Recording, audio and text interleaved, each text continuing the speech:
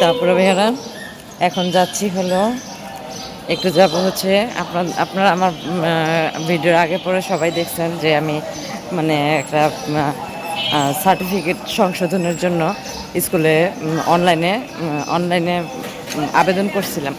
তো আজকে শিক্ষা বোর্ড থেকে আমাকে মানে মেসেজ পাঠাইছে যে আজকে সকালে 9টার মধ্যে ওখানে থাকতে শিক্ষা বোর্ডে। তো এখন আমি যাচ্ছি।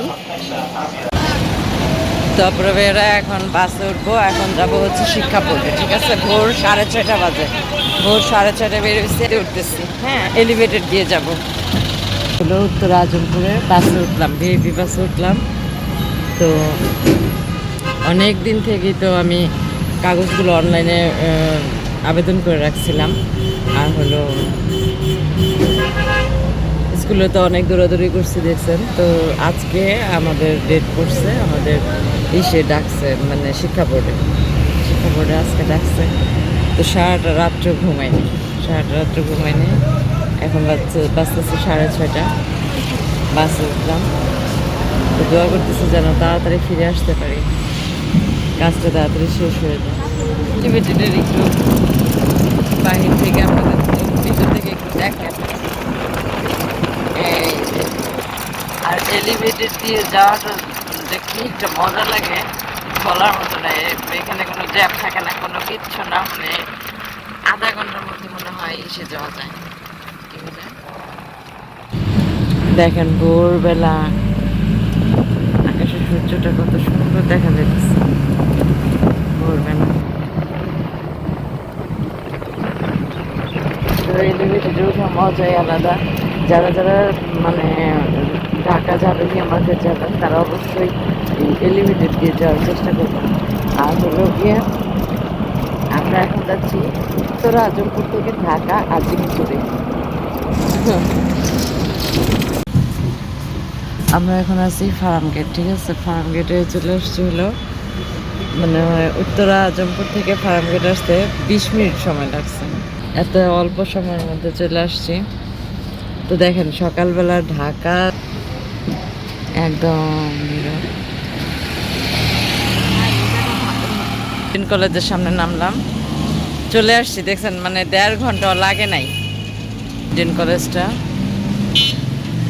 এখানে আমি মানে বাস আমাকে এখানেই নামায় দিচ্ছে, যে ইডেন কলেজ। তো এখান থেকে দেখি এখন শিক্ষা বোর্ডে যাব। কত ভাড়া? 50। ইডেন কলেজ থেকে শিক্ষা বোর্ড 50 টাকা ভাড়া রিক্সায়। তো এত সকালে আসাতে অনেক তাড়াতাড়ি চলে আসছি, আলহামদুলিল্লাহ অনেক তাড়াতাড়ি চলে আসছি। তো যাইতে জানি কি অবস্থা। আর এরকম যদি ঠান্ডায় ঢাকা শহর চলা যাইতো, মানুষ যে কতটা স্বস্তি পাইতো বলার মতো না। এদিকে আসলে তো এত সকালে আসা ঠিক আছে, কিন্তু কাজকর্ম তো শুরু হয় 10টার পরে, তাই না? অফিস আদালতের কাজটা। তো দেখেন সকাল ভোরে এই যে দেখেন, এটা হচ্ছে ঢাকার ঢাকেশ্বরী মন্দির। আমরা অনেকেই নাম শুনছি, তাই না? তো ঢাকার এটা হচ্ছে সবচেয়ে বড় মন্দির, পুরান ঢাকায় ঢাকেশ্বরী মন্দির। এটা সামনে দিয়ে যাচ্ছে, যান। এটা হচ্ছে ঢাকা আজমপুরে ঢাকেশ্বরী মন্দির।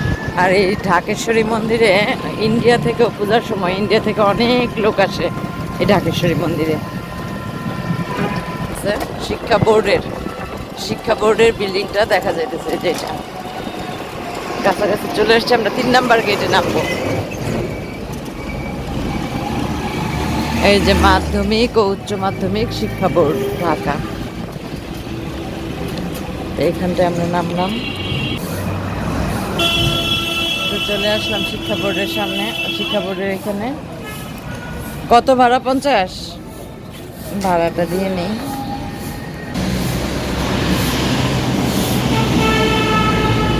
তো ভাড়া দিয়ে এখন আসলাম, ভিতরে ঢুকে গেলাম। অনেকেই আসছে, মানে আজকে অনেক লোককে দেখা হয়েছে, অনেক স্টুডেন্টকে দেখা হয়েছে আজকে। আজকে এখানে মিটিং আছে, এই জন্যে। তো দোয়া করে সবাই যেন আজকে আমরাও কাগজ হাতে পেয়ে যাই, 6-7 মাস ধরে অপেক্ষা করতেছি এই কাগজটার জন্য। আর এটা যে কত ইমার্জেন্সি হয়ে দাঁড়াইছে, তো শিক্ষা বোর্ডে আইসা আমার খুব ভালো লাগতেছে। এখানকার পরিবেশ মানে অসাধারণ সুন্দর একটা পরিবেশ। দেখেন সবাই একটু, খুব ভালো লাগতেছে। আমরা এখানে অপেক্ষা করতেছি, 9টার সময় মিটিং শুরু হবে। এখন অপেক্ষা করার পরে এখন আমাদের ডাকছে, এখন যাচ্ছি আমরা সবাই।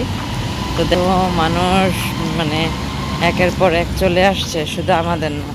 আমি মনে করছি ভুলটা আমিই করছি, এখন দেখি না আমার মতো এমন ভুল আরও অনেক মানুষ করছে। সবাই সংশোধনের জন্য আসছে, সার্টিফিকেট সংশোধনের জন্য।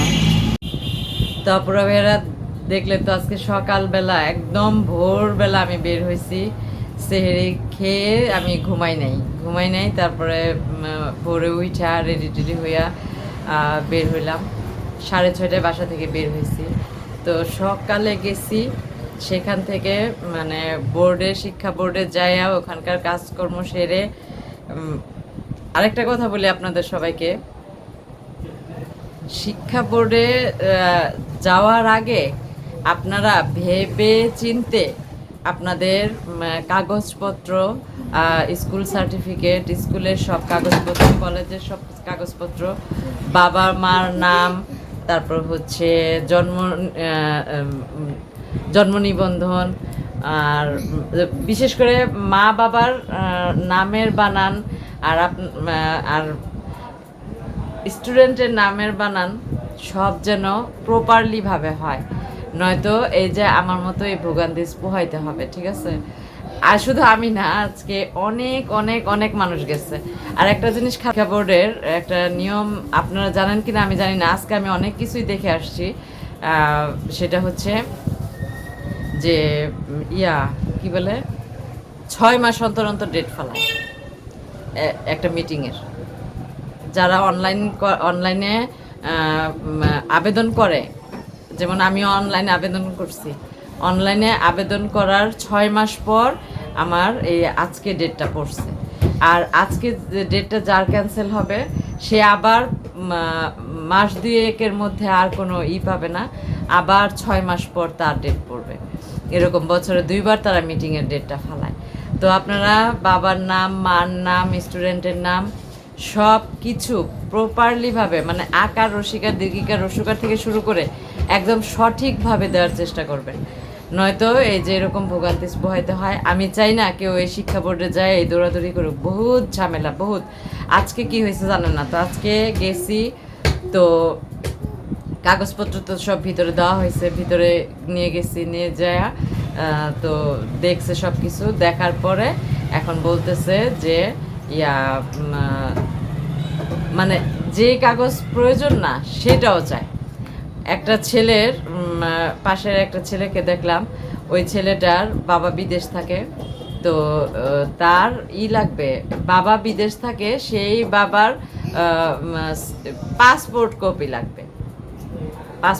লাগবে, সে পাসপোর্ট কপি আইনা দিছে। তারপরে বলতেছে যে লাগবে, কি বলে, এই আকামা বা যে কোনো একটা কিছু লাগবে, আকামার ফটোকপি লাগবে, আকামা বা পাসপোর্টের ফটোকপি লাগবে, এগুলি লাগবে। তো ছেলেটা ভুলবশত নিয়ে যায় নাই, এই জন্ম নিবন্ধনের কপি নেয়নি। তো জন্ম নিবন্ধনের কপি না নেওয়াতে তাকে আবারও বের করে দিছে। তো সে জন্ম নিবন্ধনের কপি নিয়ে আসছে, আবার জন্ম নিবন্ধনের কপিটাকে মানে বাসা থেকে ফোন করে হোয়াটসঅ্যাপে নিয়ে ওখান থেকে ফটোকপি করে বের করছে। শিক্ষা বোর্ডের পাশেই আবার ফটোকপির দোকান আছে, তো ওখান থেকে বের করে সে নাই ওইটার ভেরিফাই কপি নেয়নি, সেটার জন্য তাকে 3বার বের করছে। 3বার তাকে বের করে লাস্ট মাথায় বলছে যে করতে, কি বলে, আবার 6 মাস পর তার সাথে দেখা করতে। ওই ছেলেটা পারলই না, ছেলেটা এই আজকের মিটিংটা একদমই তার পুরা মিস। আর হলো সারাদিন রোজা থেকে সারাদিন যে কষ্টটা করছে, বলেন তো এটা কার ভাল লাগে? এজন্যই বলি যে আজকে তো আমি জেনে আসলাম যে আপনারা সবাই আমার ভিডিওটি একটু দেখবেন, আজকে কথাগুলো শুনবেন, সবার কাজে লাগবে আজকের ভিডিওটা। তো শিক্ষা বোর্ডে যারা যাবেন তারা এই